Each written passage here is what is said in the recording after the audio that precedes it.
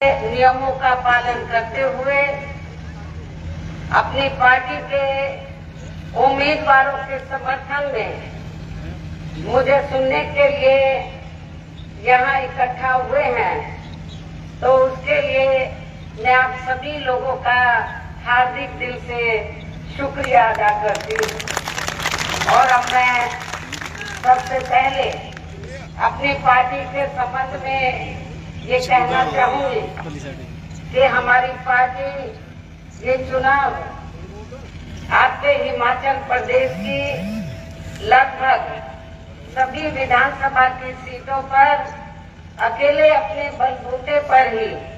पूरी तैयारी व दमदारी के साथ चुनाव लड़ रही है।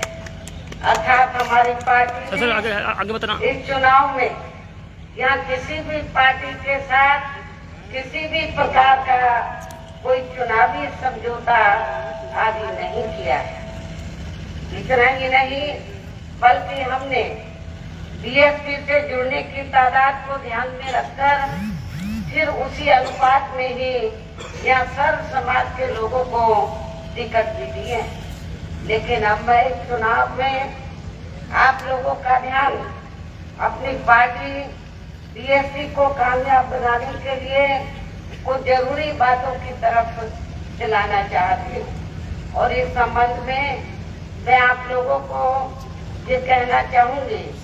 कि अपने देश को आजाद हुए तथा भारतीय संविधान को भी लागू हुए अब यहाँ बरसों बीत चुके हैं, और इस लंबी अवधि में केंद्र में आपके प्रदेश में भी पार्टी का है एक मिनट। किंतु दुख की बात यह है कि इस दौरान यहाँ सभी विरोधी पार्टियों की रही सरकारों में आपके प्रदेश सहित पूरे देश में भी यहाँ दलितों, खासकर यहाँ दलितों, आदिवासियों, पिछड़े वर्गों, मुस्लिम व अन्य धार्मिक अल्पसंख्यकों के साथ साथ गरीबों, मजदूरों, किसानों, व्यापारियों एवं अन्य मेहनतकश लोगों का भी सही से विकास व उत्थान आदि नहीं हो सका है। और इस संदर्भ में मैं विशेषकर यहाँ दलितों, आदिवासियों व अन्य पिछड़े वर्गों के लोगों को ये भी बताना चाहती हूँ कि इन्हें परम पूज्य बाबा साहब डॉक्टर भीमराव अम्बेडकर के कड़े संघर्ष व अथक प्रयासों से भारतीय संविधान के तहत मिले अधिकारों में से सरकारी नौकरियों में, विशेषकर सरकारी नौकरियों में जो इन्हें आरक्षण की सुविधाएं मिली हैं, तो उसे भी यहाँ शुरू से ही इन वर्गों के प्रति हीन व जातिवादी मानसिकता रखने वाली सभी विरोधी पार्टियों की सरकारें प्रभावहीन बनाने में लगी, निष्प्रभावी बनाने में तथा इसे अब धीरे धीरे खत्म करने की भी पूरी कोशिश में लगी हुई है। यही मुख्य वजह है कि देश में आजादी के बाद केंद्र व अधिकांश राज्यों में भी काफी लंबे समय तक सत्ता में आसीन रही कांग्रेस पार्टी ने, और अब केंद्र व अधिकांश राज्यों में भी बीजेपी व अन्य विरोधी पार्टियों की भी रही सरकारों ने इनका आरक्षण का कोटा अभी तक भी पूरा नहीं किया है। पदोन्नति में आरक्षण तो इन्होंने मान्य कोर्ट की आड़ में काफी हद तक खत्म ही कर दिया है, और इस मामले में लगभग यही खराब स्थिति हमें यहाँ आपके हिमाचल प्रदेश में भी देखने के लिए मिल रही है। इसके साथ ही अब इन वर्गों के लोगों को प्राइवेट सेक्टर में आरक्षण दिए जाने की व्यवस्था किए बिना ही केंद्र व राज्य सरकारों के भी ज्यादातर सरकारी कार्य यहाँ प्राइवेट सेक्टर के जरिए ही देश के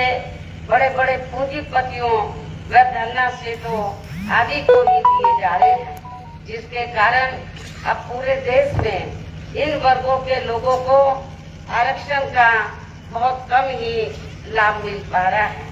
इसके साथ साथ यहाँ मैं अन्य पिछड़े वर्गों के लोगों को भी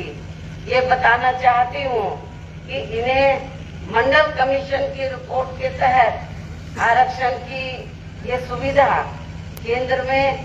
कांग्रेस व बीजेपी आदि की रही सरकारों की वजह से नहीं मिली है, बल्कि बीएसपी के कड़े संघर्ष व अथक प्रयासों से ही श्री बीपी सिंह की सरकार में ही इन्हें ये सुविधा मिली है, जिसका भी विरोधी पार्टियां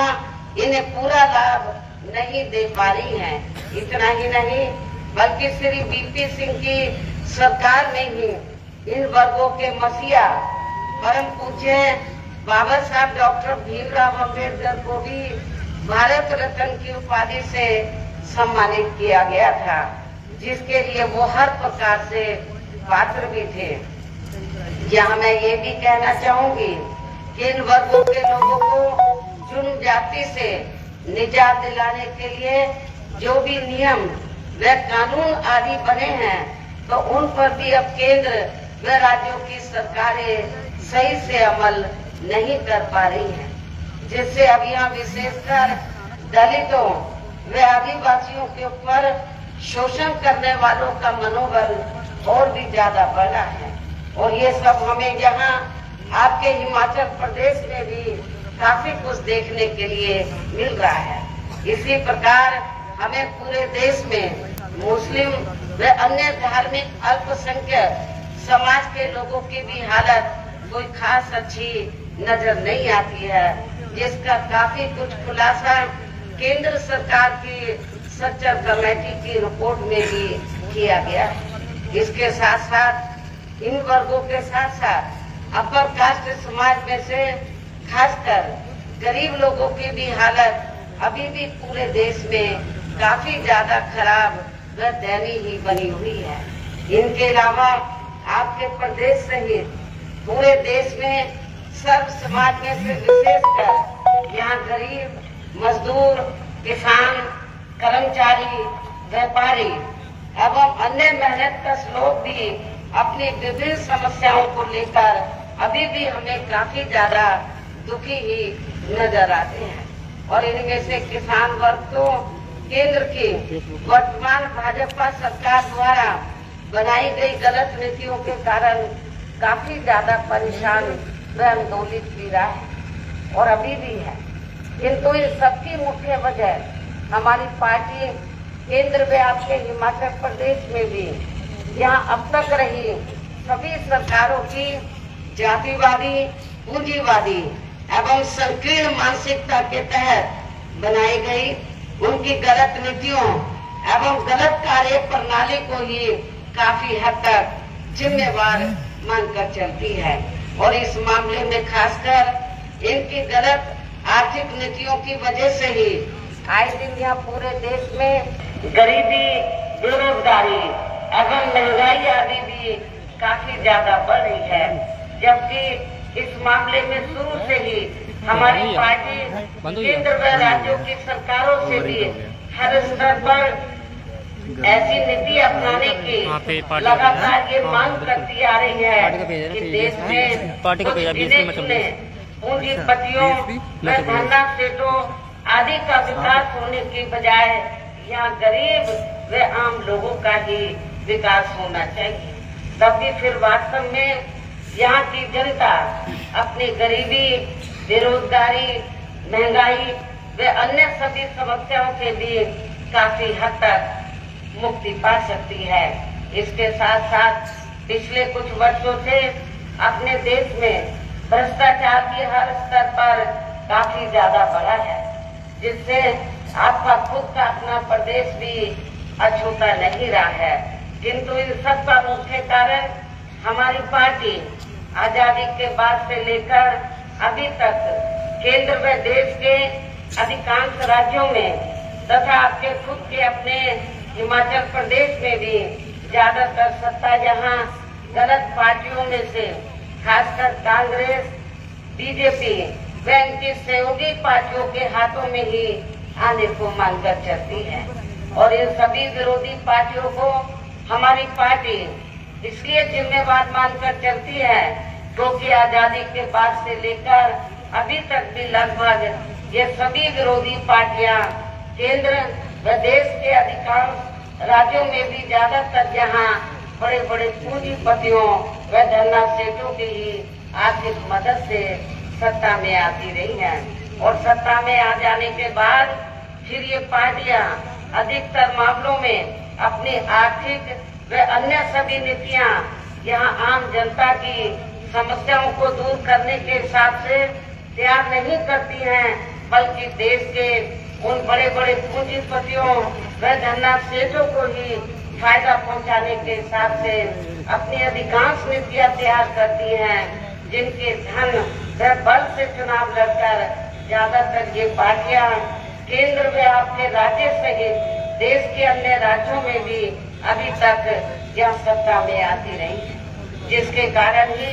अब पूरे देश में या आपके खुद के अपने प्रदेश में भी अभी भी हमें यहाँ सर्व समाज के लोग अधिकांश मामलों में अपने विभिन्न समस्याओं को लेकर काफी ज्यादा दुखी व परेशान ही नजर आते हैं, जबकि पूरे देश में बीएसपी ही अकेली एक ऐसी पार्टी है जो विरोधी पार्टियों की तरह देश के बड़े बड़े पूंजीपतियों व धरना सेठों की आर्थिक मदद से नहीं, बल्कि अपनी पार्टी के ही आम कार्यकर्ताओं की आर्थिक मदद से चुनाव लड़कर केंद्र व राज्यों की भी सत्ता में आना चाहती है, ताकि हमारी पार्टी सत्ता में आने के बाद फिर बिना किसी दबाव के व आजाद होकर सर्व समाज के लोगों की सभी समस्याओं का समाधान करके उन्हें हर मामले में व हर स्तर पर यहाँ खुशहाल बना सके। और इसी आधार पर चलकर ही आबादी के हिसाब से देश के सबसे बड़े प्रदेश अर्थात उत्तर प्रदेश में 4 बार हमारी पार्टी ने अपने नेतृत्व में यहाँ सरकार बनाई है और हमने अपनी सभी चारों रही सरकारों में अपनी पार्टी की विचारधारा एवं सिद्धांतों के तहत चलकर वैसे तो वहाँ सब समाज के हितों का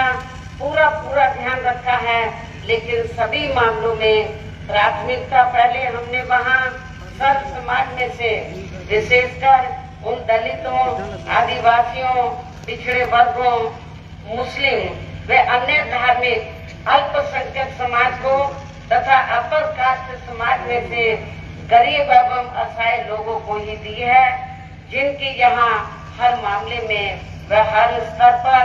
सभी विरोधी पार्टियों की रही सरकारों में उनकी हीन, जातिवादी, संकीर्ण व पूंजीवादी सोच होने की वजह से काफी ज्यादा उपेक्षा की गई है।